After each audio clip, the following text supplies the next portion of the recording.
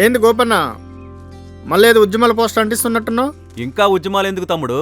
కొన్ని కోట్ల మంది రైతులకు ఏడాదికి 6,000 రూపాయల సాయం, కిసాన్ క్రెడిట్ కార్డులు, ఉచిత రేషన్ పంపిణీ, ఉచిత గ్యాస్ కనెక్షన్లు, కరోనా వ్యాక్సిన్లు, పిల్లలకు టీకాలు, ఆయుష్మాన్ భారత్ పథకం ద్వారా 5 లక్షల ఆరోగ్య బీమా, ఇలాంటి పరిపాలన కోసమే కదా మనందరం ఎదురు చూసింది. మోదీ గారు మళ్ళా ప్రధానమంత్రి కావాలంటే నా ఓటు అవసరం, మీ ఓటు అవసరం, మనందరి ఓట్లు అవసరం. కమలం గుర్తుకు ఓటేద్దాం, బీజేపీని గెలిపిద్దాం. మోడీ మన అందరి నేస్తం, బీజేపీనే గెలిపించేద్దాం. మల్కాజ్గిరి పార్లమెంటు నియోజకవర్గ భారతీయ జనతా పార్టీ అభ్యర్థి ఈటెల రాజేందర్ నేడు కుత్బుల్లాపూర్ నియోజకవర్గంతో పాటు చింతల్ రోడ్ షో నిర్వహించారు. ఈటెల రోడ్ షోలో భారీ ఎత్తున బీజేపీ కార్యకర్తలు మరియు ప్రజలు స్వచ్ఛందంగా పాల్గొన్నారు. మండే ఎండను లక్ష్య పెట్టకుండా ఈటెల రాజేందర్ ఎన్నికల ప్రచారం నిర్వహిస్తున్నారు.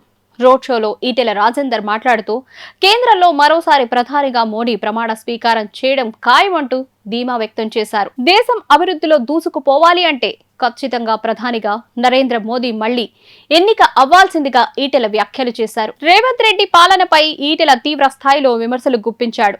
6 గ్యారెంటీల పేరుతో అధికారంలోకి వచ్చిన రేవంత్ రెడ్డి ఇప్పటి వరకు కనీసం ఒక్క హామీని కూడా పూర్తి స్థాయిలో అమలు చేయలేదు అని అధికారం కాపాడుకోవడం కోసం ఆయన తాపత్రయపడుతున్నాడు. కానీ సంక్షేమ పథకాల విషయంలో పూర్తిగా అలసత్వంను కనబరుస్తున్నాడు అంటూ ఈటెల ఆరోపించారు. కాంగ్రెస్ ప్రభుత్వం మనుగడ ఎంతకాలం అనేది తెలియదని, ఖచ్చితంగా పార్లమెంటు ఎన్నికల తర్వాత తెలంగాణ కాంగ్రెస్ లో సంక్షోభంను చూడబోతున్నామని కూడా ఈటెల అభిప్రాయం వ్యక్తం చేశాడు. మల్కాజ్గిరి పార్లమెంటు నియోజకవర్గ అభివృద్ధి కోసం అన్ని విధాలుగా ప్రయత్నాలు చేస్తామని ఈటెల రాజేందర్ అన్నారు. చింతల్ రోడ్ షోలో మాట్లాడుతూ తన గెలుపుపై ధీమాగా ఉన్నాడు. ప్రతి నియోజకవర్గంలో అద్భుతంగా అభివృద్ధి చేయడంకు తనను గెలిపించాలి అంటూ ఈటెల రాజేందర్ విజ్ఞప్తి చేశారు.